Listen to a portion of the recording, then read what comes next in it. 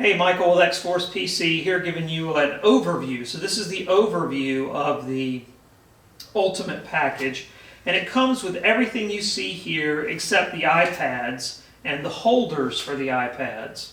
Everything else it does come with. And let's start, I guess we'll start top to bottom.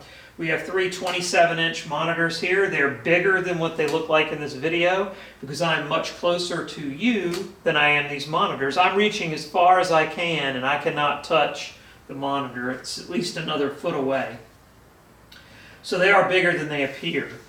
And that is mated to the ValerSim cockpit, which includes this chair and also the frame, a place to mount the throttle quadrant, and of course the mount for the monitors, and then this tabletop tray-like thing that holds all of the instruments in the yoke.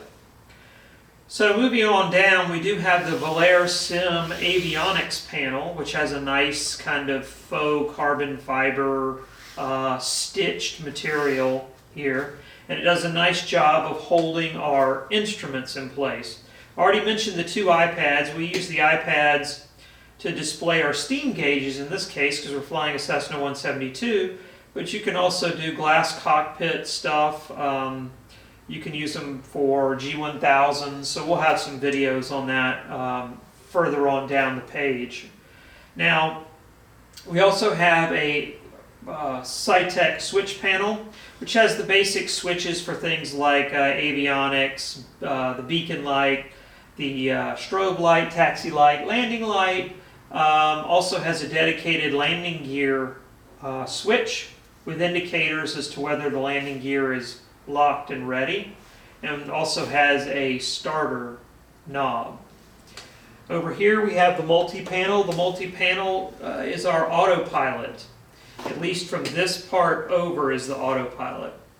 And then over here on the far right, we have a flap up and down switch dedicated, and we have a pitch trim wheel, which might be kind of hard for you to see at the angle you're at right now, but you'll be able to see that in the pictures. Below that, we have two radio panels. Again, might be a little hard to see. We can control up to 7 radios. That includes COM1, COM2, NAV1, NAV2, the ADF, the DME, and the transponder. But we can display up to 4 of those at any given time. You just turn this knob to switch between the different radios, but you'll probably want to kind of dedicate this to the 4 radios you use the most. And each radio panel can display 2 radios and the frequencies. And of course we have the active standby button here, which we can hit to switch between the active and the standby. We have a ProFlight yoke. We were using the Cessna yoke, but we found the additional clearance provided here by the ProFlight yoke to be better so that the yoke isn't hitting your knees. And so that's why we went with the ProFlight yoke instead of the Cessna yoke. And it was also a question of availability too. At one point we could not get these yokes, and well, we still can't get them, but luckily we have a little bit of inventory on hand. We also have down here Cytec ProFlight pedals. That's a switch up. We were using the CH pedals. We have a really great gaming PC. It is our titanium system with one save one change. We have put in the GTX 1070 graphics card with 8 gigabytes of RAM, or VRAM, and that's GDDR5. And the titanium normally comes with a 1060. Again, this is a 1070 with 8 gigs, so that's the one change that we've made. We figured a premium system like this needed a more premium graphics card, and that was the reason for the change.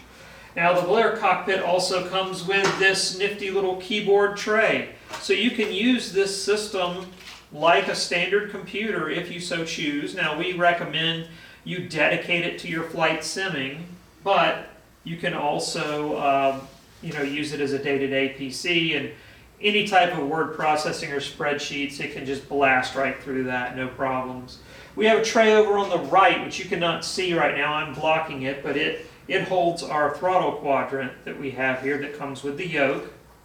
And I think we already talked about the chair I'm sitting in, but I will mention that the chair does lean forward and back, as I'm doing here, and you can move it forward and back, just like a car seat, or a seat in a car.